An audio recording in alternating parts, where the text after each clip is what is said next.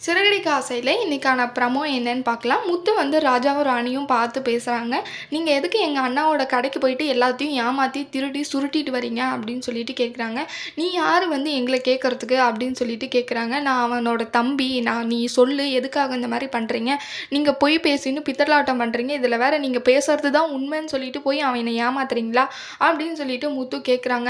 "இன்னொரு தடவ நீ அவங்கள கடைக்கு போயிட்டு அவன் பொருளெல்லாம் வாங்கினத நான் பார்த்தேன்." அப்படின்னு சொல்லிட்டு முத்து மிரட்டிட்டு வராங்க.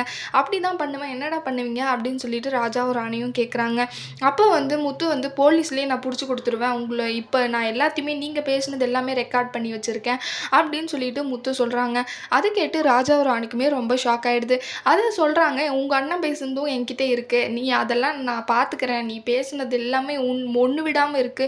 நீங்க 2 பேரும் தனியா பேசிக்கிட்டது எல்லாமே என்கிட்ட இருக்கு. நீங்க வசமா மாட்னீங்க. அதெல்லாம் செல்லுபடி ஆகாதுன்னு" சொல்லிட்டு முத்து சொல்றாங்க. அடுத்த நாள் ராஜாவும் ராணியும் போயிட்டு மனோஜ் கால்ல விழுந்து, "நாங்க இந்த மாரி பண்ண மாட்டோம்." அப்படின்னு சொல்லிட்டு சொல்றாங்க. "ஏன் இப்படி இந்த மாரி ஒரு திடீர் மாற்றம்னு சொல்லி கேட்குறப்போ, உங்க தம்பி வந்து நேத்து நைட்டு எங்கள ரொம்பவே மிரட்டி அடிச்சுட்டு போயிட்டான்." அப்படின்னு சொல்லிட்டு நடந்த விஷயத்தெல்லாம் சொல்றாங்க. மனோஜுக்கு வந்து ஒரு மாரி கில்ட்டி ஆயிடுது. போயிட்டு வந்து முத்துக்கிட்ட, "சாரி முத்து, நான் ரொம்ப தேங்க்ஸ் முத்து, என் கடைய நீனு காப்பாத்துனதுக்கு." அப்படின்னு சொல்லிட்டு மனோஜ் போயிட்டு முத்துக்கிட்ட ரொம்பவே தேங்க்ஸ் சொல்றாங்க. அடுத்து என்ன நடக்க போகுதுன்னு வரப்போற ப்ரோமோல பார்க்கலாம். இந்த வீடியோ பிடிச்சிருந்தா லைக் பண்ணுங்க. பாய்.